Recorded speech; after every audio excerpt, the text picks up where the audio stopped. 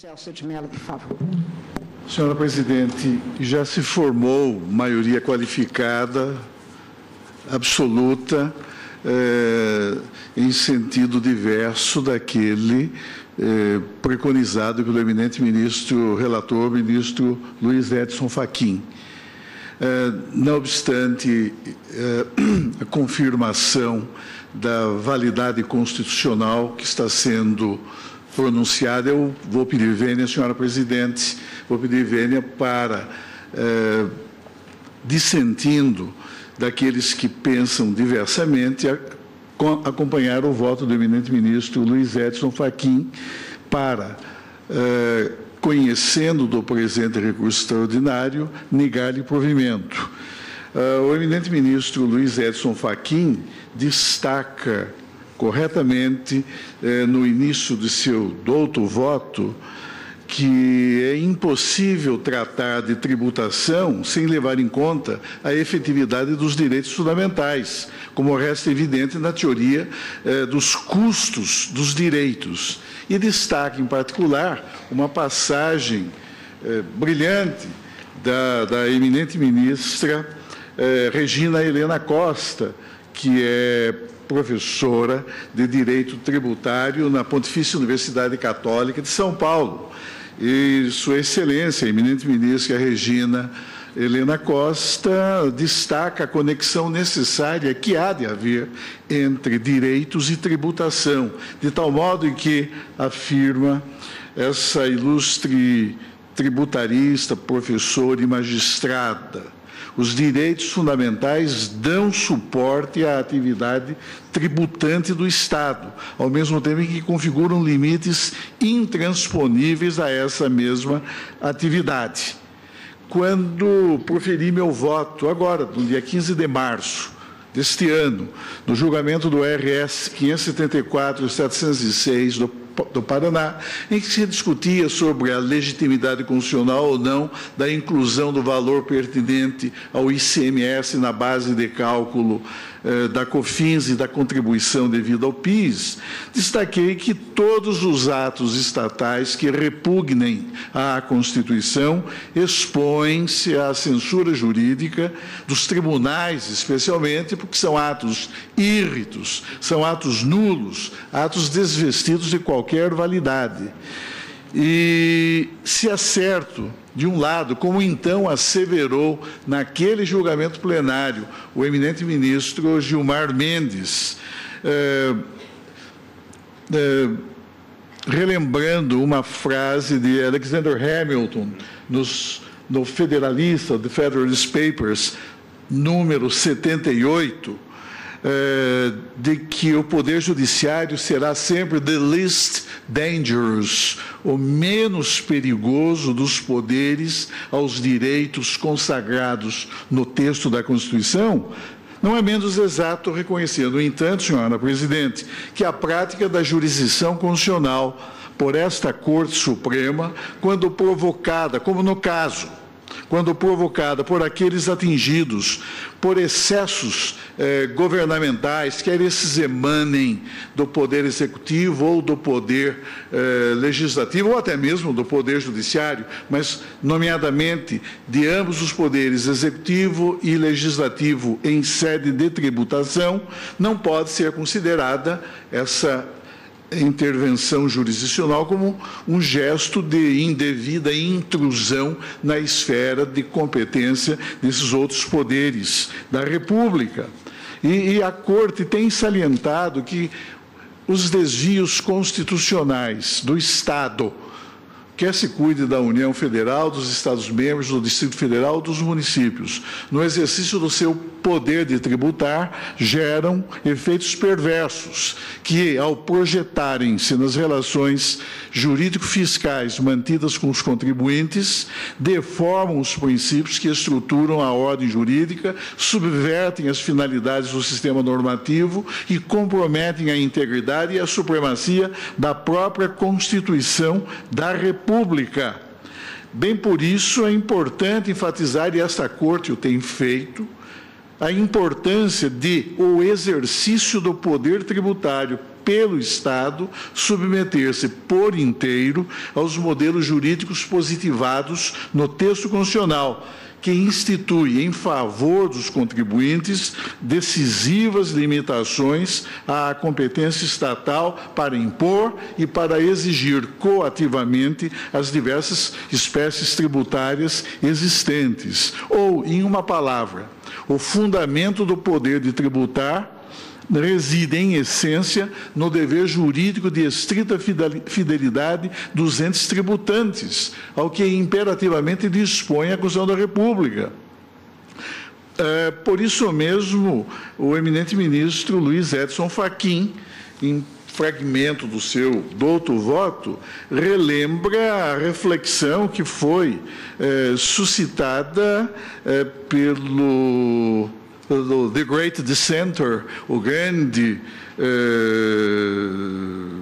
dissidente, não é, responsável por notáveis votos vencidos na Corte Suprema dos Estados Unidos, uma decisão proferida em 1928, no caso Panhandle Oil Company versus State of Mississippi. Naquele julgado, o Justice Oliver Wendell Holmes Jr. Destacou, em palavras relembradas pelo eminente ministro Luiz Edson Fachin,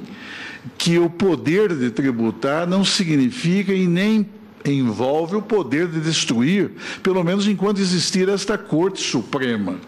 E sob esse aspecto, é importante relembrar também a clássica advertência do saudoso ministro Orozimbo Nonato, consubstanciada em decisão que este plenário do Supremo Tribunal Federal proferiu há muitas décadas, mas em estrita fidelidade, com estrita observância dos cânones constitucionais, no julgamento do RE 18.331 de São Paulo, quando acentuou de forma particularmente expressiva a maneira do que já o fizera o próprio juiz John Marshall no julgamento em 1819 do célebre caso McCulloch versus Maryland, que o poder de tributar não pode chegar à desmedida do poder de destruir, pois, como relembra o saudoso ministro desta corte, Bilac Pinto, em conhecida conferência sobre os limites do poder fiscal do Estado, essa extraordinária prerrogativa estatal traduz, em essência, um poder que somente pode ser exercido dentro dos limites que o tornem compatível com outras liberdades fundamentais. Daí a conclusão a que chegou o eminente ministro Luiz Edson Fachin, quando destaca em seu douto pronunciamento que, aspas, a Lei 10.256 de 2001 padece da mesma inconstitucionalidade formal já anteriormente assentada por esta Corte no julgamento de 2 recursos extraordinários, que indica, uma vez que a contribuição social, cuja base de cálculo seja a receita bruta proveniente da comercialização da produção de empregador rural pessoa física, desborda das fontes constitucionalmente previstas para o financiamento da Seguridade Social e, por conseguinte, a instituição dessa nova contribuição demandaria a forma de lei complementar, reconhecendo, portanto, no ponto, a configuração na espécie de uma ofensa clara ao postulado da reserva constitucional de lei complementar. Aduzindo ainda que, para efeitos de tributação do empregador rural pessoa física, os incisos do artigo 25 da Lei 82.12 de 91 são nulos, por decorrência lógica da declaração de inconstitucionalidade do caput desse mesmo artigo, do artigo 25, nas suas redações anteriores. Incabível, pois, o recolhimento de contribuição para o Fundo Rural sobre a receita bruta proveniente da comercialização de produção rural de empregadores, pessoas físicas. E observa ainda que a superveniente promulgação da Emenda Constitucional 20 de 1998 não pode ter o condão de convalidar disposições legais anteriores e originariamente inconstitucionais, incompatíveis com o texto da Constituição da República. Eu diria, além dos substanciosos fundamentos em que se apoia o voto do eminente ministro Luiz Edson Fachin, eu diria que também mostra-se definitivo sobre tal aspecto o magistério do eminente professor Celso Antônio Bandeira de Mello, cuja análise desse tema jurídico veiculada em trabalho doutrinário denominado Leis Ordinariamente Inconstitucionais compatíveis com emenda constitucional superveniente, trabalho publicado na Revista de Direito Administrativo, RDA, volume 215, páginas tais, quando aquele eminente publicista destaca que,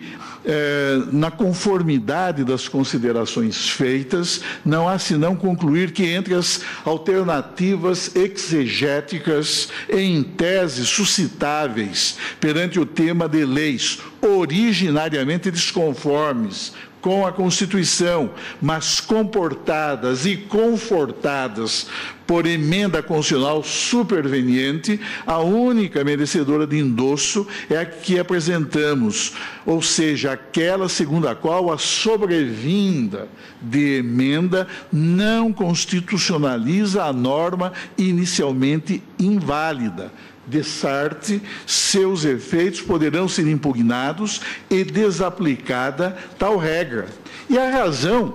só pode ser uma, como também esta Corte já reconheceu, porque mesmo o Congresso Nacional, no exercício do seu poder de reforma, não dispõe de competência para constitucionalizar, mediante superveniente promulgação de emenda à Constituição, diploma legislativo que até então se revelava incompatível com o texto da Carta Política, pois se assim lhe fosse permitido, comprometer-se-ia de modo grave o próprio postulado da supremacia da Constituição.